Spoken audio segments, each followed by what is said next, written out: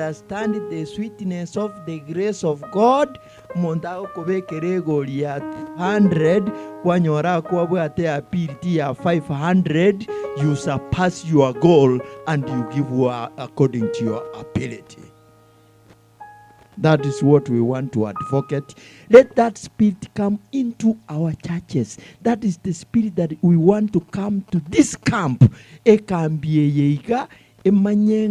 grace of God is so sweet, so that when we are told just give generously, without sparing. Told generously, totally go koraki, totally go spare, so that emirimo ya Nyasaye erebuango.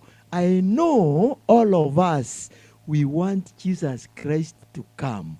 Ntotageti yesairane. Yo, so if we want Jesus Christ to come, emirimotoire neria yo kora without sparing. Work without sparing. If it's giving, give without sparing. If your ability is much more, you can even tell the other people around here na motarwa ntigere na nchenda akoraki ndabogolio mosigo only for this round. And give on behalf of others. Them. Karu for the on behalf of the other people. And again, that is what we want to understand. That's what we want to understand, what stewardship should be. Nakiri tanga na watebeli ngaki aedo tintageti mwanse kondo rangaki oyo umurandi yo chire for stewardship uchire bona anse gotorandeli goro yechibesa nchena achire tukobarandelia the grace of God, that grace that is so sweet, the grace that will make us to give, and the work of God will continue and Jesus Christ will come. We all want Jesus Christ to come. So tigawa no tokole meyo as if na yebueka kwa eruli bageli yogokora. We will not be complaining aki na naiguga in the morning if those people ba enjera beruete kokora chensi yabo onye mberuete bakore mirimo ya Nyasaye without sparing kanga Yesu teraneti ekara Yesu arairane. Shall we have mechande yoko nyago iticheni sine chebo? Do not be there. Do not be there, because Jesus would have come and they will do that which is necessary.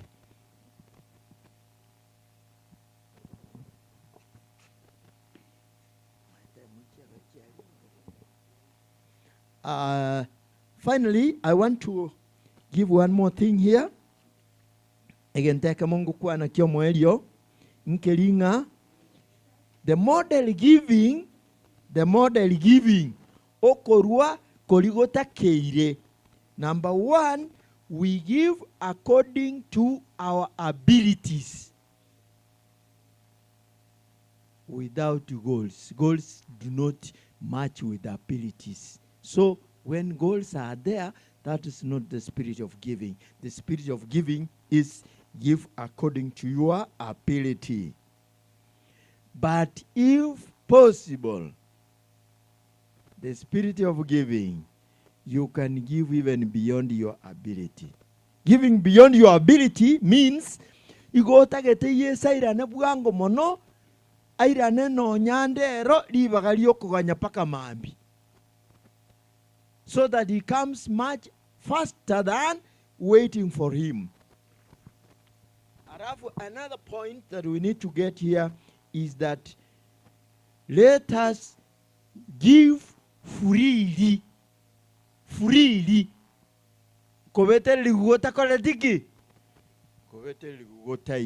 We give freely according to our ability and according to the way the Spirit has touched us. And ekina kiki arenge, the appeal now. Ekanisa yabono, ekambi yalion sase. Can we understand the spirit of giving so that we give according to what God wants, according to our ability? Nasaba sesenie Ekaruta endreta kona meditate upon this word so that we do that which is the will of God to hasten Jesus' return. Thank you so much.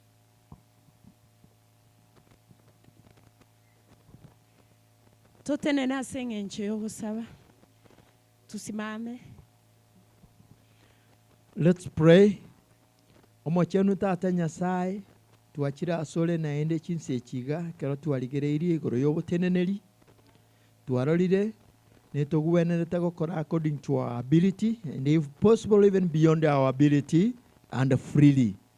To have that spirit that we may understand your grace, walk by it and do that which is your will. May your will be done now in our lives and forever. We pray in Jesus' name. Amen.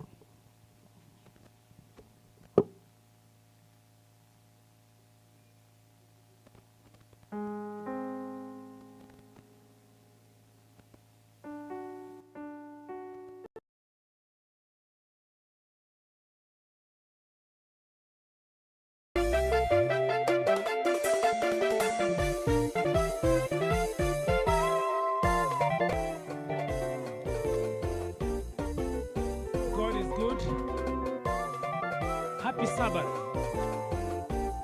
Abantu wana wara kumungu ya sare gitomo. Inuka uangaze, nuru imekujia.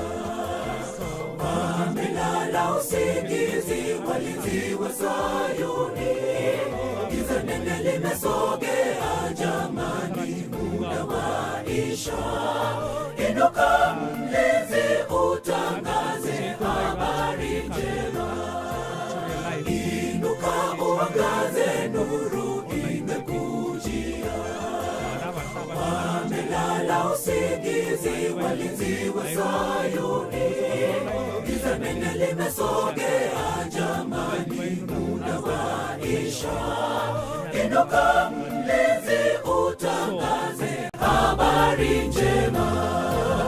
Bwana amenipa ushindi, yapasa nimtangaze. Japo kwa gharama kubwa sitaogopa.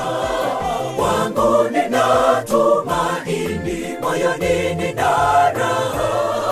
Kwenye mawimbi makali kwangu nitainuka. Bwana amenipa ushindi, yapasa nimtangaze. Japo kwa gharama kubwa sitaogopa. Wangu nina tumaini, moyoni nina raha. Kwenye mawimbi makali kwangu nitainuka.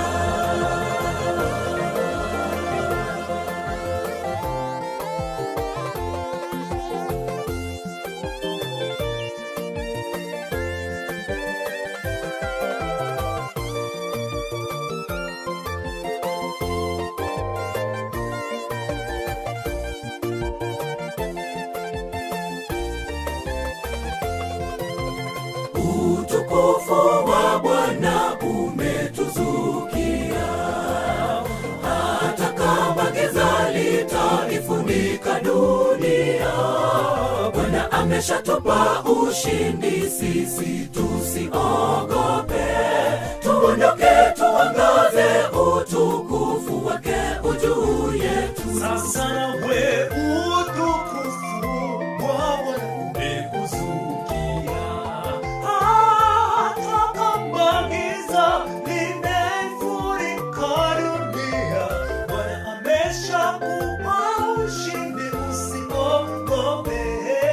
Ondoka uangaze, utukufu wake ujuu yako.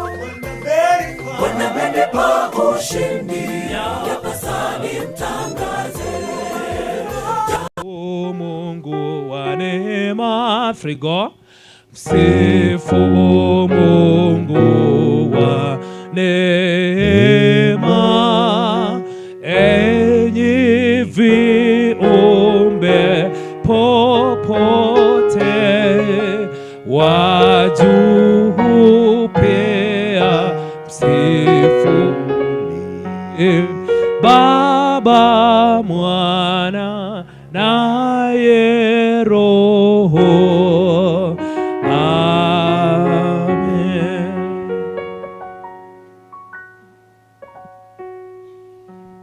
Tuamini, tuombe. Mfalme wetu, Mungu na Baba utupendaye, tunakupa sifa, utukufu, heshima, dhaadhima zote kwa kutupa nafasi katika makambi haya. Tusungumzie na utubariki mahitaji ya kila mmoja wetu. Ni katika jina la Yesu Kristo tumeomba na kuamini. Amen.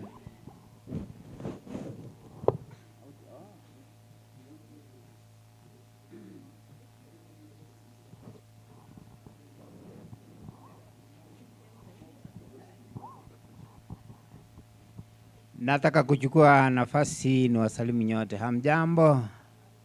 Hamjambo? Naona wengine hawajasikia hilo. Hasa nataka hivi, angalia mwenzako. Kila mtu awe na mwenzako wa kumwangalia. Angalia sura yake, mwambie naona una sura nzuri kuliko yangu.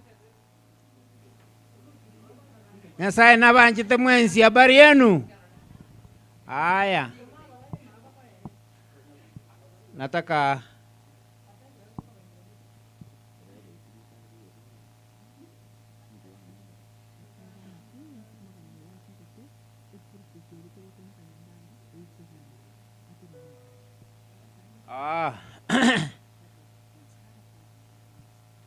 haya.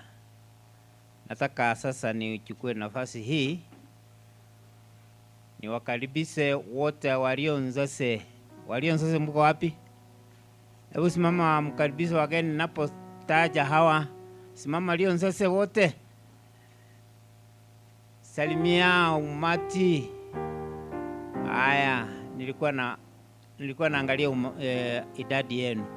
Naona walionzase wako wengi. Sasa wacha nikiwa nafasi tena kwa heshima kubwa ni watambue wageni kwa kuamsha tu, wasalimie umati kwa ajili ya wakati. Baadaye watakuja kukaribishwa. Wageni msishangae kwa nini mchakaribishwa kirasmi, lakini kirasmi itakuja baadaye. Sasa hebu simameni wageni wote ambao ni wageni katika makambi haya ambao walialikwa. Hebu simameni tafadhali. Wageni mlioalikwa wote simameni. Wageni mlioalikwa wote simameni. Naona ni wengi, wageni wote karibu wote wameingia. Leo sasa pamoja na mimi. Wageni nani wanakaribisha hao wageni? Ona leo sasa wamefanya hivi mkono.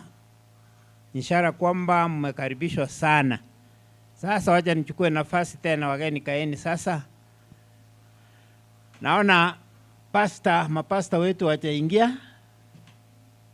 Naona ni kama wajaingia. Kama wangaliingia ingekuwa mipango ingeenda sambamba inavyoistahili, ndio wangetu onyesha wageni. Lakini sasa wacha nichukue nafasi hii niwakaribishe walio hapa mbele. Wale wosi avoka ligere kipindi kiragenderera. Ni kipindi ambacho kinaenda na wakati. Wacha niwakaribisha ambao wako hapa mbele. Wacha nianzie wenyeji. Onsari, hebu simama wasalimia watu. Tena wakwani. Hamjambo. Kwa majina naitwa Penison Onsare. Mwingine ndakaye mkaribisha, simama. Happy Sabbath. Happy day. Ama mnashangaa leo ni sabato gani? Hizi ni sabato za Mungu. Mungu wabariki. Jina ni Evelyn Meroka.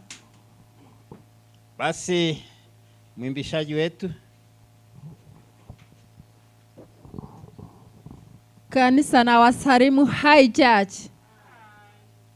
Thank you. Kwa majina ni Rael Joshua.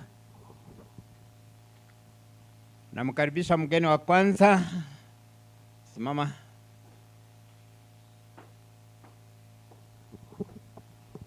Happy Sabbath. Happy Sabbath. Happy day. Be blessed. I'm Mary Nyatich, pastor. Thank you. Asante Mary. Mgeni mwingine ni mgeni atakayenena na sisi.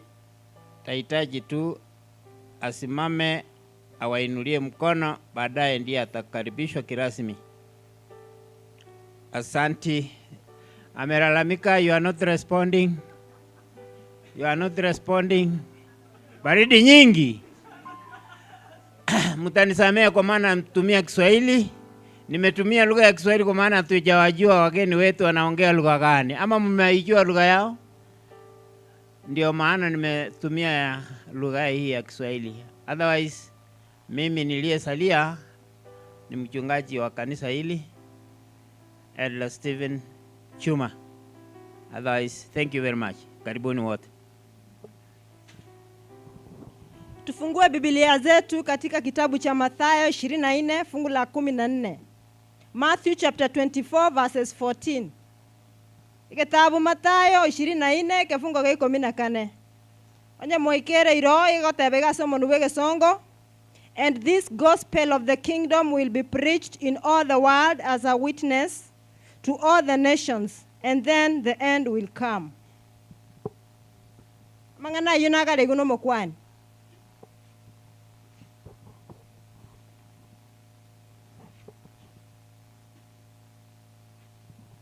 Nyimbo zetu 160 tuamuke. 160 chorus kuja hapa. Wale wote wakuja hapa.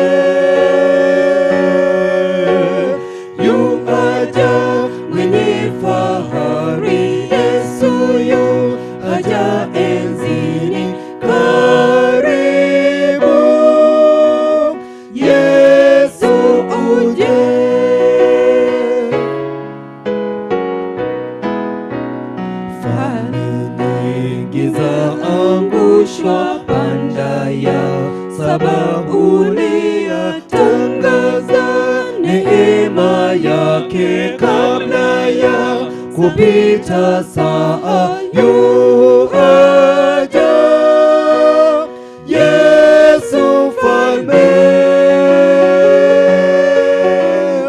yu aja, mwenye fahari, Yesu yu aja enzini, karibu Yesu uje.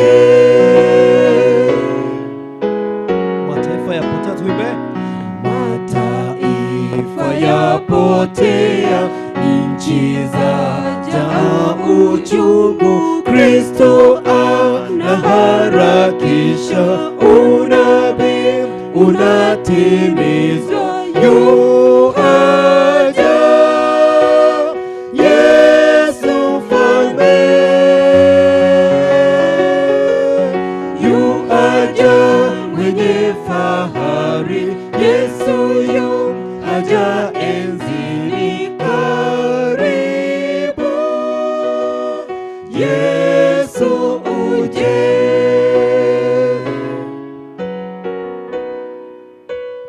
Wenye dhambi njoni sasa, Kristo awapa tuunganishe mbio, twaeni neema kitambo, muda waisha yu aja. Yesu mfalme yu aja, mwenye fahari. Yesu yu aja enzini, karibu Yesu uje. Utare Yesu, utare ere Yesu,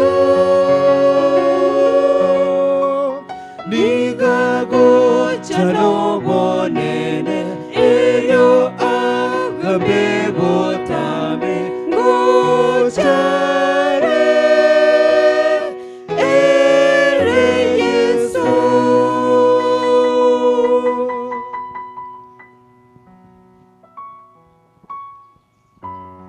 Tosabe omachenu nando machen tat Nyasaye bia mana singe cho kyo bogima bia mana monno na singe cho watu anchere mambia bon nigo tora banyebe okumiri tangan to sabo kwa bira gocha sore ndo nya to watu ko tenna usuwao monone raba minto bachira singe cho go sasima kero kendo ndinaru iweto mobero ebo ba monon to go sabe ndo nya ko bago kumukunari asa iwete bobe anya ro morembe bogo tegera ringa ria Nyasaye abari bari chinchera gocha naro bakonye uba yere linde baike bayiguri ngana riao onde tacho konyori getamiro umukwanyo gochiko tena busibu ao monone motume ke nora rera abebia kubwa mona abana babanyoro gotoreka wetera sobra Yesu Kristo mwario ito. Amen.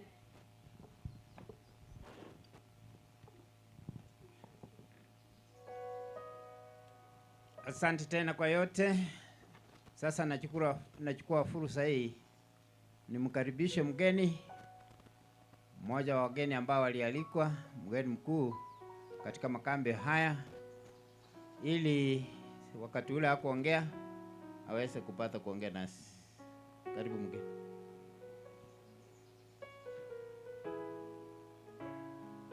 Anasema ili aligane kebia, ligera aligane kebia, usabirenge kwa ya eichebosio. Ekwa eliengeni eichebosio mabwate mbabwate lugha era mukaribisha mbuya mono wetani. Karibu ile kwaya eli njungo wana tigatinya kumamani lugha uyo tari kuiwe lugha hiyo, tunaomba pole. Ngoja kumanya tole lugha tukwene tukutumika buya mono wetani tutajua baadaye.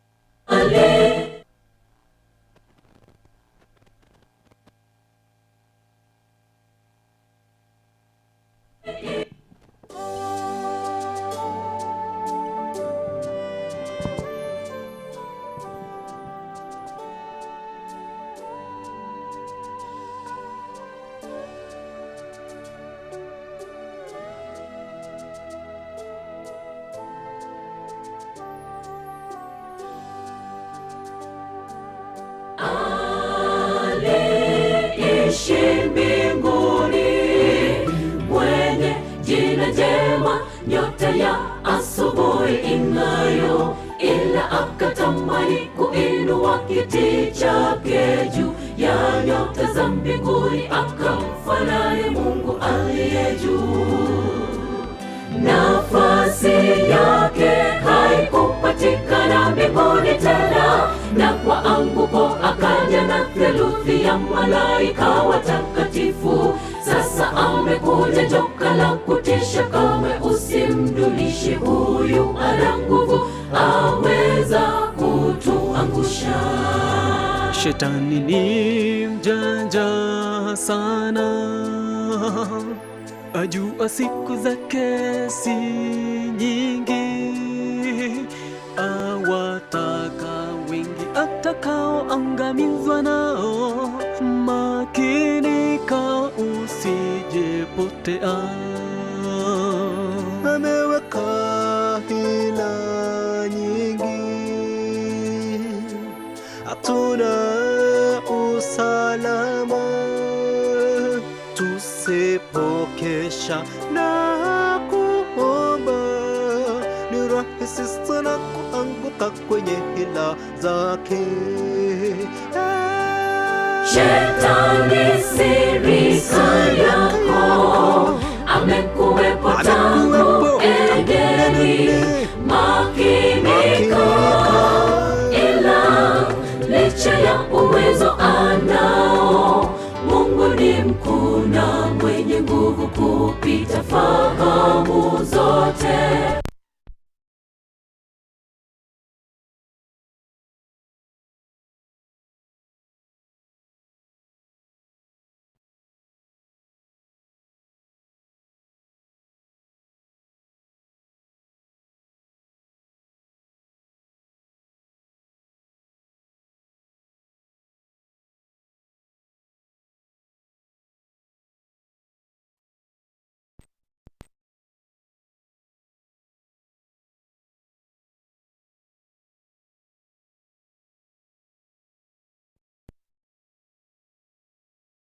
Mwenye nguvu kupita fahamu zote, kwa uongozi wa Roho wake mioyoni mwetu, mawazo maovu yatatoweka, na tutakuwa ni zaidi ya washindi.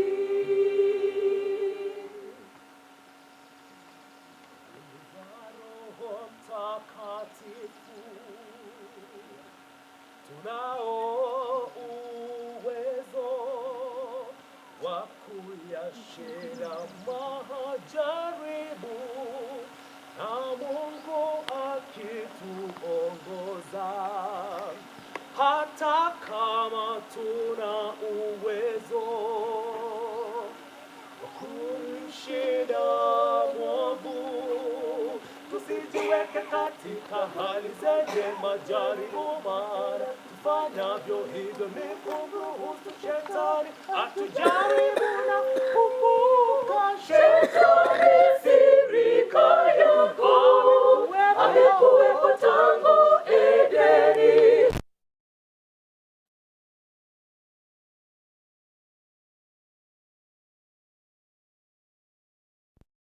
Mwenye nguvu kupita fahamu zote, kwa uongozi wa Roho wake mioyoni mwetu, mawazo maovu yatatoweka, na tutakuwa ni zaidi ya washindi.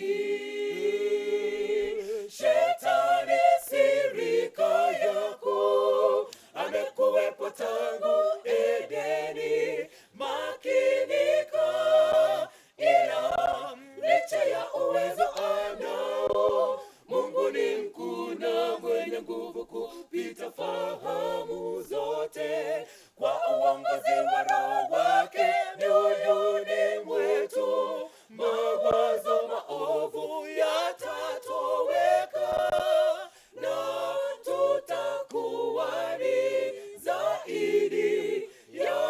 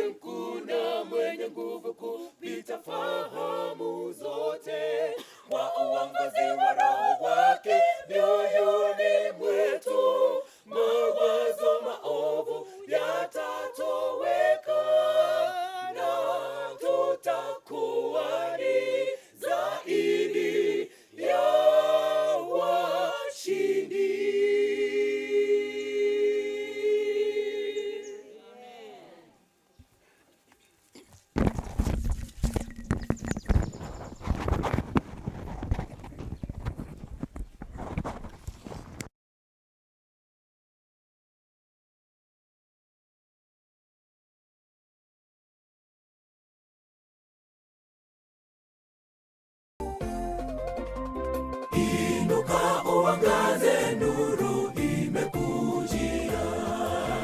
Wamelala usingizi walinzi wa Sayuni, giza nene limesogea jamani.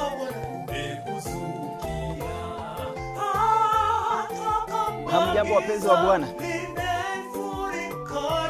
Hebu tusalimiane. Bwana Yesu asifiwe. Camp meeting 2025. The good news about the great controversy. Tuna kila sababu ya kumshukuru Mungu kwa sababu amekuwa mwema kwetu. Ametujalia nafasi nyingine kuwa katika makambi haya ya Rion Sase, na kila mmoja wenu ujihisi umekaribishwa miguuni pa Yesu. Na tuko hapa kwa juma hili zima kwa ajili ya kupokea habari njema kuhusu pambano kuu.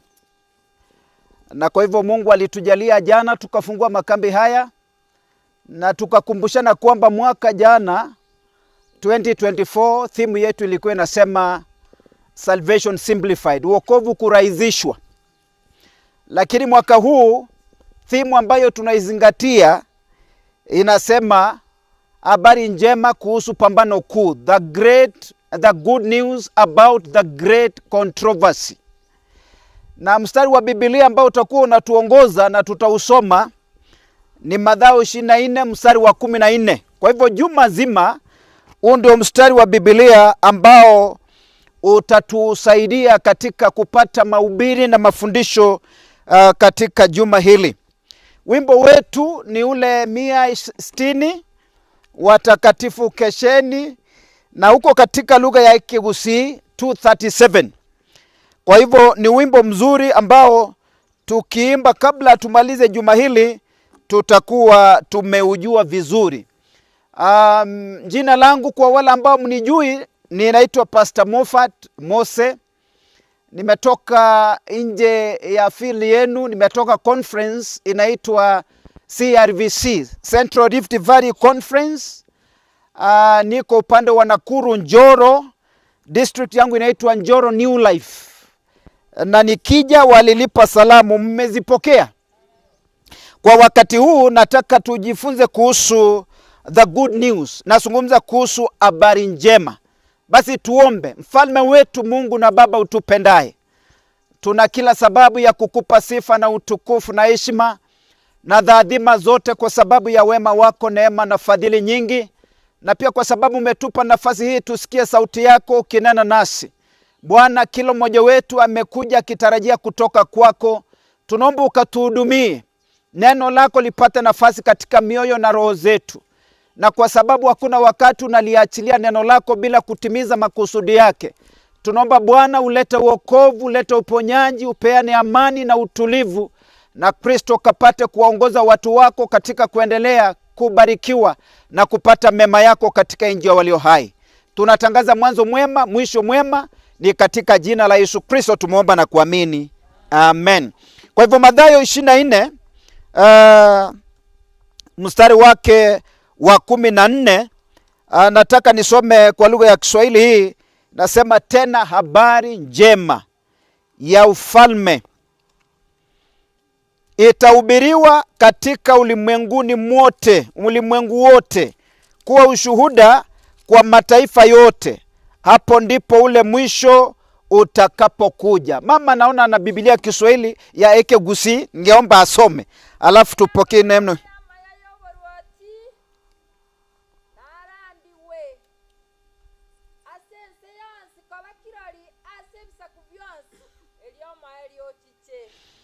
Asante. Kwa hivyo habari njema hii itahubiriwa ni maneno ambayo ni ya Yesu na yanapeana mwongozo katika kutabiri mambo ambayo yatatukia na kufanyika kabla ya kufunga historia ya ulimwengu.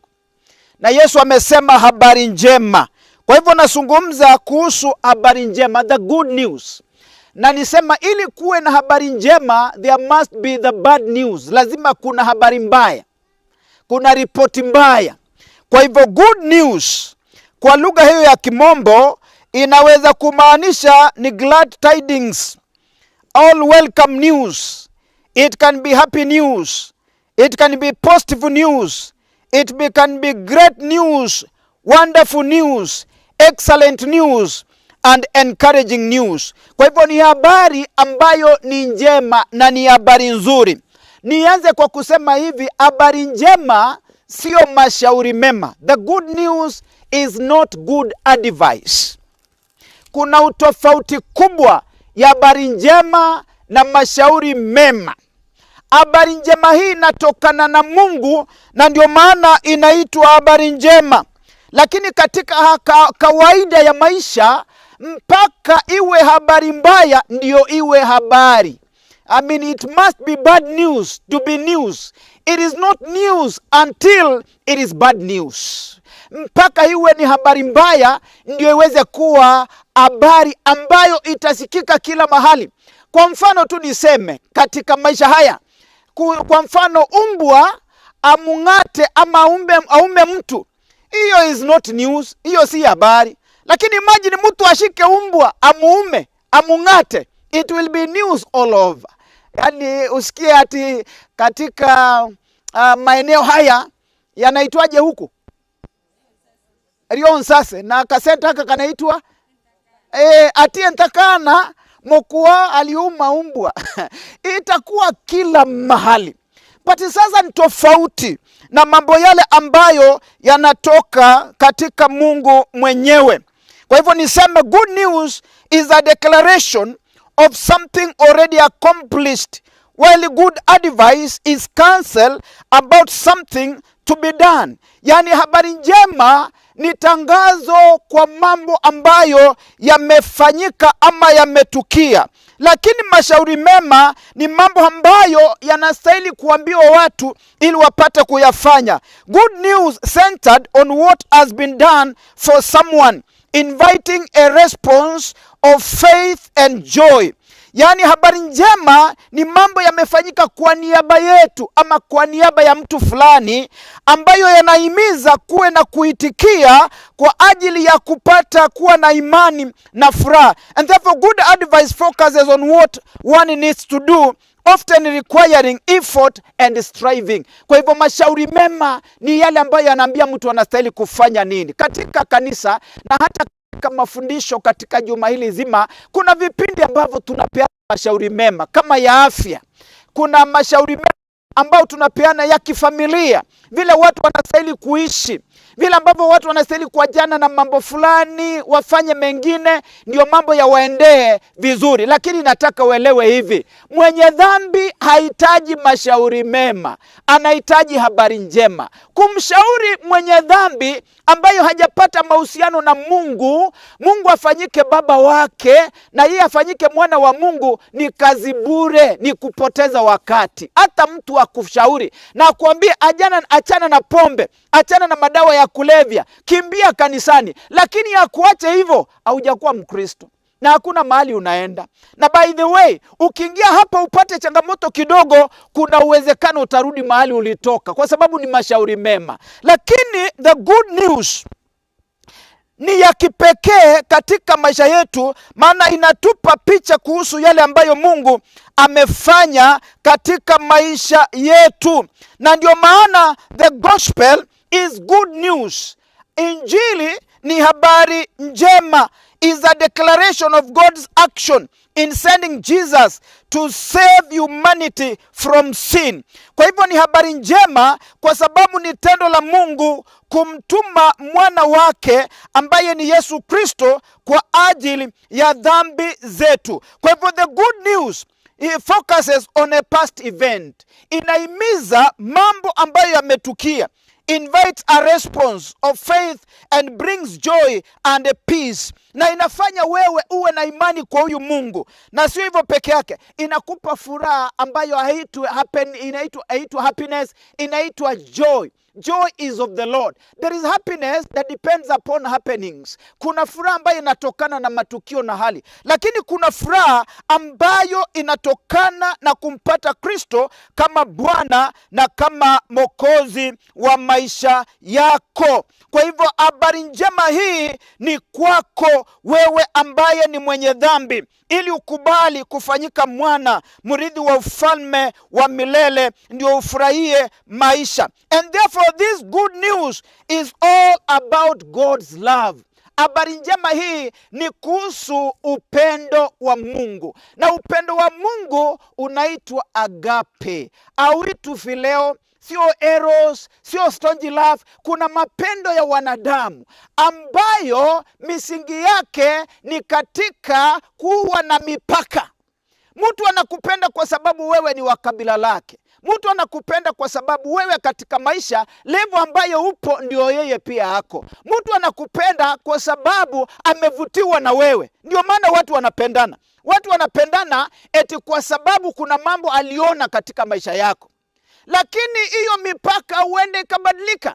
Na pia upendo wa mwanadamu ni wa kujitakia makuu. Mtu akikupenda anataka awe juu yako ili kwamba akunyanyaze na mambo kama hayo. Na upendo wa mwanadamu unabadilika, unakengeuka, unabadilika. Ndio unaona watu wanaweza kutana wapendane, wawili tu wachumbiane, waitane majina mazuri, maneno safi. Mtu anaitwa babe, wengine wanaitwa darling. Wale wazee mtaziba masikio kwa sababu hakuna vitu kama hivi mlikuwa mnaitana. Waitane speed governor, waipata mali safi, waitane majina mazuri matamu, waitane peremende, aitane majina mazuri, honey, sweetheart, heartbreaker, speed governor, hiyo yote. Lakini wakiishi pamoja, wapate mtoto mmoja wawili, wanaanza kugeukiana. Shetani hii, hata sijui nilikuwa naangalia nini. Mambo watu wanakosana, wengine wanatengana, watu wanaishi pamoja, lakini mwingine anakaa kwa ile chumba cha heshima, mwingine anakaa sitting room, mwingine amehama hata anaishi kwa rumu ya watoto. Inakuambia upendo wa watoto wanadamu unabadilika. Lakini upendo wa Mungu ni agape. Upendo wa Mungu hauna mipaka.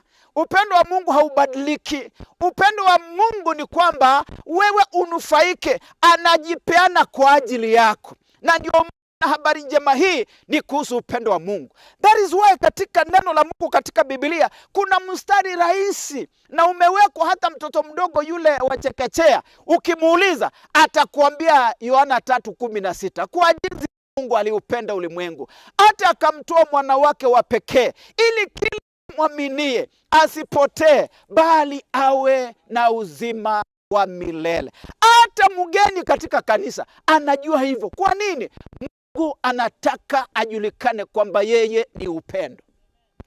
Mungu ni upendo na upendo wake kwako hauna mipaka. Mungu hajapenda tu kwa sababu siku hizi unakuja Rio sasa. Hata wale ambao wakanyagi kanisa bado anawapenda. Hata wale wasiompenda Mungu, Mungu anawapenda. Kwa hivyo upendo wa Mungu huu ni habari njema hii ni kuhusu upendo wa Mungu. Namba 2 ni kuhusu msamaha wa Mungu. Forgiveness. Na vitu ambavyo tunavyozungumzia kuhusu habari njema vinakuwa ni zawadi ya Mungu kwetu. Nataka uelewe hivi kwamba msamaha sio kitu ambacho we beg for God to give us. God has already forgiven all of us in Christ Jesus. Mungu ametusamehe kabla hata ukubali wokovu. Kuna msamaha ambao umepeanwa kwako kama zawadi. Kwa hivyo ile mambo mtu anasema Mungu tusamehe, sisi ni kitu bure, hata sistahili kuita jina lako, hiyo ni yako. Ni vile hujui Mungu amekusamehe. Wewe ndio ukijua mahali umekosea, wewe mrudie Mungu. Forgiveness is a gift of God. Nataka uelewe hivyo. Ni msamaha ni zawadi ambayo Mungu ametupa katika Kristo Yesu. Ukisoma katika kitabu inaitwa Matendo, hebu tusome hapo kidogo, ni kama utaweza kunielewa kile ninachozungumzia. itakuwa vizuri ili kufaidi, maana tutaangalia zaidi kuhusu habari njema hii ambayo inatokana na vita vikuu ama pambano, vita ambavyo si vyetu, vita ambavyo vimefanyika kule mbinguni na hatimaye vikamalizia hapa duniani. Katika Matendo 13 ukisoma mstari wa 28 yani 38 kumradhi, inasema hivi: basi na ijulikane, aliyekuwa anahubiri maneno haya akasema haya, na ijulikane kwenu ndugu zangu, ya kuwa kwa huyo Yesu mnahubiriwa msamaha wa dhambi, na kwa yeye kila mwaminie huhesabiwa haki katika mambo yale yote asiyoweza kuhesabiwa haki kwa torati ya Musa. Hebu soma kwa hiyo lugha.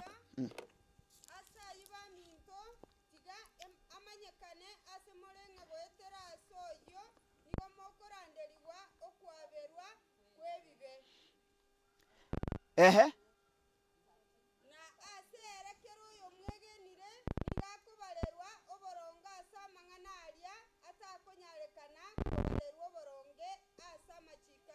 Kwa hivyo kile ambacho kinahitajika kabla uwe katika wokovu, ukubali Kristo, mtu anang'ang'ana sana, nisamee. Ndio unasikia hata watu ukisikia vipaza sauti na nini, Mungu nisamee. Lakini ukiwa Mkristo, umempata Bwana Kristo kama mwokozi wa maisha yako, mara nyingine hata wewe toka katika utoto wa kukua, uingia katika ukomavu na ushukuru Mungu kwa ajili ya kukusamehe.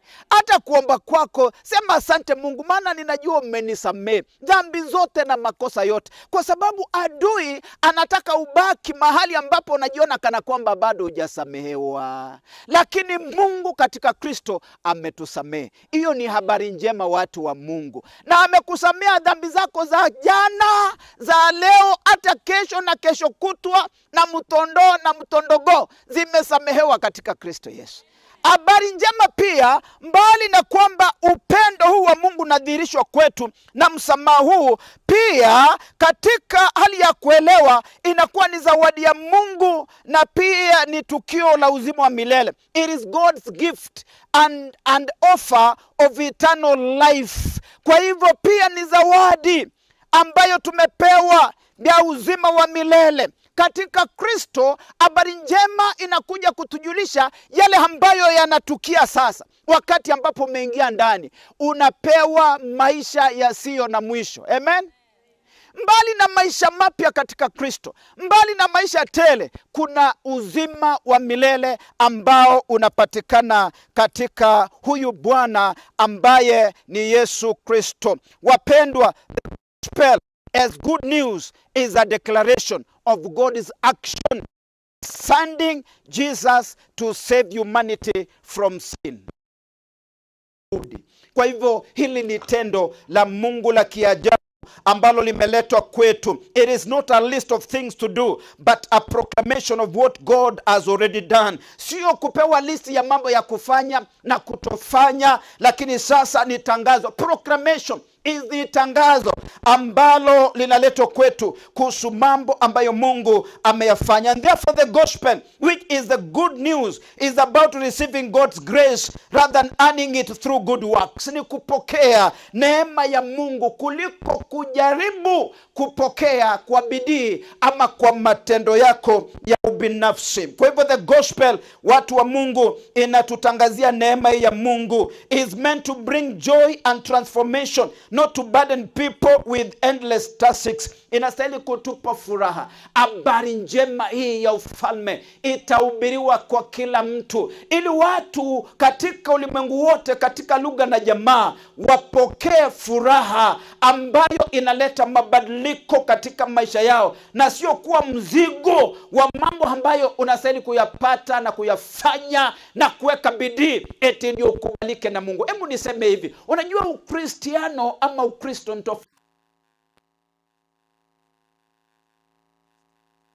philosophy. Ukristo sio udini, Ukristo sio filosofia. Unajua dini is money pseudo search for God. Yani dini ni njia ambayo watu wamejitengenezea, wanajaribu kung'ang'ana ili wamfikie Mungu. Na watu wanajaribu sana, wanajaribu katika kukula ili wamfikie Mungu, wanajaribu kuvaa ili wamfikie Mungu, wanajaribu kujitenga na mambo fulani katika maisha ndio wamfikie Mungu, lakini wengi huchoka.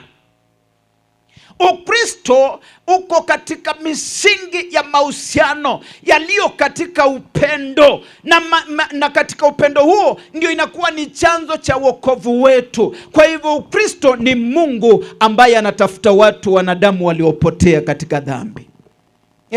Mungu mwenyewe ndiye anatutafuta ili aturejeshe kwake, na ndio maana amefanya yote katika Kristo ili mtu asiwe na udhuru, asiwe na kisababu, lakini uitikie yale ambayo yamefanyika kwetu katika Kristo Yesu. Wapendwa, kwa hivyo the gospel is about receiving what God has done for us in Christ. It is not a message of self-righteousness. Nataka niseme hivi, habari njema sio ujumbe wa kujihesabia haki ama kile tunasema uadilifu binafsi, hali fulani ambao unajaribu kiubinafsi ili kumfikia Mungu. It is not a message for those who believe they are already righteous or observing or deserving God's favor. Ujumbe huu ambao ni habari njema sio wale ambao wanafikiria na kujiona kwamba wao wametosha na wamefanya yale ambao wamefanya ili kukubalika na Mungu. It is not legalism.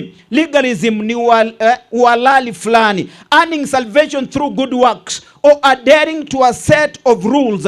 It is not legalism. You know, Pharisees and Sadducees, kuna watu katika Biblia wanaitwa Mafarisayo na Masadukayo. Walikuwa ni watu walioamini kwamba wana haki ya kuhesabiwa haki mbele za Mungu kwa sababu wamejitenga na mambo mengi sana, wamefanya bidii sana ndio waone kwamba Mungu amewakubali. But I want to tell you, it is not a guarantee of worldly success. Habari njema si eti sasa ni kwa sababu umefaulu katika vitu fulani.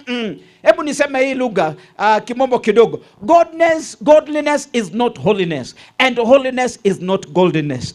Utakatifu sio kwa sababu ya mambo fulani ambao umemiliki. You've become a man of affluence, umekuwa mtu wa sifa, unaitwa mheshimiwa, umesoma vizuri ama umemiliki vitu. Habari njema si katika mambo hayo, na sisemi kuwa na vitu hivi si mbaya maishani. Ukijaliwa hapa ulimwenguni, usome wewe, soma kabisa. Mwanangu soma, ukiwa na nafasi usome kabisa. Ukimaliza grade form 4 haujaanza kusoma. Ukipata degree ya kwanza, sasa umeanza kusoma. Lakini ukipata hata ya pili, hata upate masters, hata upate permanent head damage inaitwa PhD, hata upate doctorate, hiyo ni bora kabisa. Lakini katika mambo ya wokovu na ufalme, sio hiyo ndio nakufanya sasa eti umekubalika na Mungu, eti ni kwa sababu uko na vitu. It's beyond mambo kama hayo katika maisha ambayo tunayoishi. Kwa hivyo it is beyond that. The good news is specifically for those who recognize their spiritual poverty and need for God's grace. Ni wale ambao wanakubali na kutambua umasikini wa kiroho na kwamba wanahitaji neema ya Mungu katika maisha yao. And therefore, so what the good news is? The good news, number one, is God's love and grace. The core of the good news is God's unconditional love for humanity, demonstrated through the sacrifice of Jesus Christ. Kwa hivyo habari njema hii ni kuhusu upendo wa Mungu usio na mipaka, vile nimetaja, usio kengeuka, wa kujinyima ili ufaulu, ambao umedhihirika katika kafara ama dhabihu ya Kristo katika msalaba. Ndio maana tunapewa mfano mzuri kuhusu habari njema hii katika Yohana sura ya 8. Kuhusu mwanamke ambaye amefumaniwa katika tendo la usinifu na ameletwa na wanaume. Ndio hiyo baraka ya mvua. Ameletwa mbele ya Yesu apiwe mawe, lakini mwisho wa siku Yesu hakuwaruhusu wampige wapige wala hakuwakataza, na akamwambia maneno ya ajabu, akamwambia neither do I condemn you, sitakuhukumu hata na mimi, kwa sababu wapi washtaki wako? Wapi walokuleta hapa upiwe mawe? Kwa hivyo hakuna hata mmoja ambaye hana hatia. Anasema neither do I condemn you. That is grace. Hiyo ni neema ambaye amempatia huyu mama, na zaidi anamwambia go and sin no more, go and live your life of sins, ende wachane na maisha haya. That is the truth. Now that you've known me, you have known the truth. And therefore, what the good news is God's love and grace. Number 2, it is forgiveness of sins. Ni msamaha wa dhambi. Number 3, because of the good news, salvation and eternal life are for those who believe. Basi wokovu na uzima wa milele imekuwa kwa wale wanaoamini. And lastly, there is transformation and new life. Kuna kubadilishwa na kupokea maisha mapya. Wapendwa, sikiliza, wakati unapopokea habari njema hii ya ufalme wa Mungu ambayo imetokana na Mungu, lazima italeta mabadiliko ndani nje. Maana inabadilisha moyo wako, inabadilisha roho yako, inabadilisha nafsi yako, na itadhihirika kwamba kwa kweli maisha uloishi ni tofauti na maisha unayoishi katika Kristo Yesu. So Yesu anasema hivi, njoni kwangu ninyi wote mlolemewa na kusumbuliwa na mizigo ya dhambi. Umevunjika moyo, umefika mahali ambapo maisha hayana ladha. Yesu anafanya mwaliko ukamwendee yeye, na ndio maana ameleta hiyo habari njema. Uipokee tu na itakuwa ni yako. Usipoipokea, habari njema iko na kwa kila mtu. Kwa wale ambao wamepokea wanafaidika, yule ambaye hajapokea anabaki kwamba anakosa kufaidika. Ni ombi langu kwako, Mungu akusaidie, kwa sababu yale ambayo yote yamefanyika kinyume na maisha yetu kama wanadamu, Mungu ameshughulika katika Kristo, katika msalaba, na ametubadilishia hali kwamba ukienda kwake na umpokee, ana uwezo wa kukubadilisha, ana uwezo wa kukupa matumaini, ana uwezo wa kukujenga na kukuinua, na hata kukubariki na kukutunza na kukulinda katika kila hali. Wangapi wanasema hiyo habari njema ni mzuri? Hata mimi naipokea, ninahitaji hiyo habari njema. Basi simama ili tuombe kwa leo, tumalizie hapo mpaka wakati mwingine. Tuko mbele zako Mungu wetu na Baba utupendaye, tunakushukuru kwa sababu ya habari njema.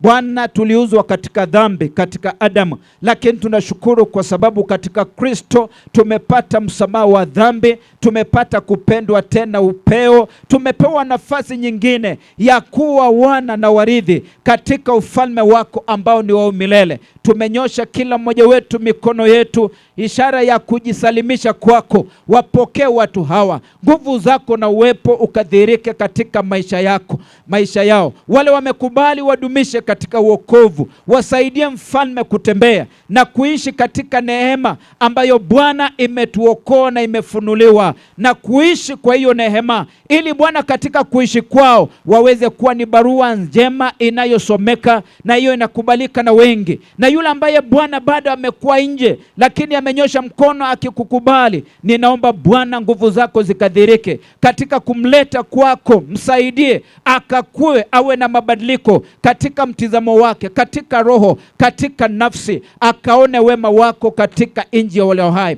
Tubariki na uendelee kutuongoza na hata kutuzungumzia, ukitenda mema katika maisha kila mmoja wetu. Ni katika jina la Yesu Kristo tumeomba na kuamini. Amen. Kwaya yetu inuka, njoo tena kwa wimbo mmoja ili tumalizie hapo kwa sasa.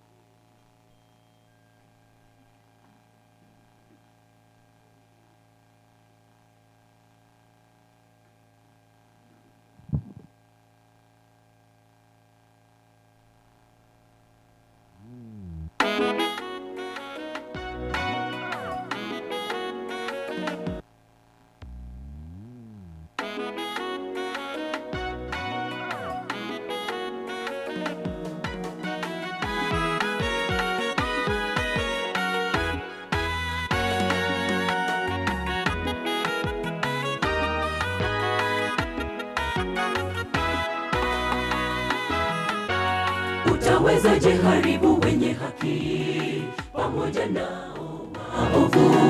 Je, wakiwapo wenye haki 50 utawaharibu pamoja na wengi waovu? Wakiwapo 45, 30 au 20, Mungu akamjibu Ibrahimu, hata wakiwa 10 tusitauharibu mji huo. Mungu akamjibu Ibrahimu, hata wakiwa 10 tusitauharibu mji huo. Utawezaje haribu wenye haki pamoja nao maovu? Je, wakiwapo wenye haki 50 utawaharibu pamoja na wengi waovu? Wakiwapo 45, 30 au 20, Mungu akamjibu Ibrahimu, hata wakiwa 10 tusitauharibu mji huo. Mungu akamjibu Ibrahimu, hata wakiwa 10 tusitauharibu mji huo. Mungu awahitaji wachache tu miongoni mwa wengi watendao haki na kweli, watafutao kumpendeza Mungu. Tujitahidi tuwe kwenye kundi hilo ndogo, hata kama shetani anajaribu kuturudisha nyuma. Mungu yupo nasi hadi mwisho wa dahari. Mungu awahitaji wachache tu miongoni mwa wengi watendao haki na kweli, watafutao kumpendeza Mungu. Tujitahidi tuwe kwenye kundi hilo ndogo, hata kama shetani anajaribu kuturudisha nyuma. Mungu yupo nasi hadi mwisho wa dahari.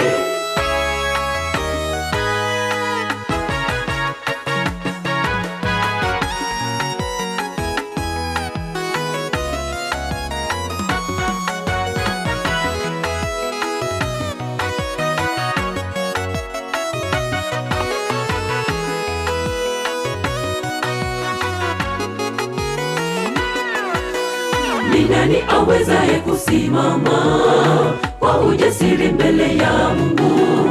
Anene naye kama rafiki alivyonena Ibrahimu wakati alikuwa akiombea mji ule wa Sodoma na Gomora, dhambi zao zilipozidi. Bwana, naomba nipate kibali chako ndipo nikaweze kusimama mbele yako. Bwana, naomba nipate kibali chako ndipo nikaweze kusimama mbele yako. Ni nani awezaye kusimama kwa ujasiri mbele ya Mungu? Anene naye kama rafiki alivyonena Ibrahimu wakati alikuwa akiombea mji ule wa Sodoma na Gomora, dhambi zao zilipozidi. Bwana, naomba nipate kibali chako ndipo nikaweze kusimama mbele yako. Bwana, naomba nipate kibali chako ndipo nikaweze kusimama mbele yako. Mungu awahitaji wachache tu miongoni mwa wengi watendao haki na kweli, watafutao kumpendeza Mungu. Tujitahidi tuwe kwenye kundi hilo ndogo, hata kama shetani anajaribu kuturudisha nyuma. Mungu yupo nasi hadi mwisho wa dahari. Mungu awahitaji wachache tu miongoni mwa wengi watendao haki na kweli, watafutao kumpendeza Mungu. Tujitahidi tuwe kwenye kundi hilo ndogo, hata kama shetani anajaribu kuturudisha nyuma. Mungu yupo nasi hadi mwisho wa dahari. Mungu awahitaji wachache tu miongoni mwa wengi watendao haki na kweli, watafutao kumpendeza Mungu. Tujitahidi tuwe kwenye kundi hilo ndogo, hata kama shetani anajaribu kuturudisha nyuma. Mungu yupo nasi hadi mwisho wa dahari. Mungu awahitaji wachache tu miongoni mwa wengi watendao haki na kweli, watafutao kumpendeza Mungu. Tujitahidi tuwe kwenye kundi hilo ndogo, hata kama shetani anajaribu kuturudisha nyuma. Mungu yupo nasi hadi mwisho wa dahari.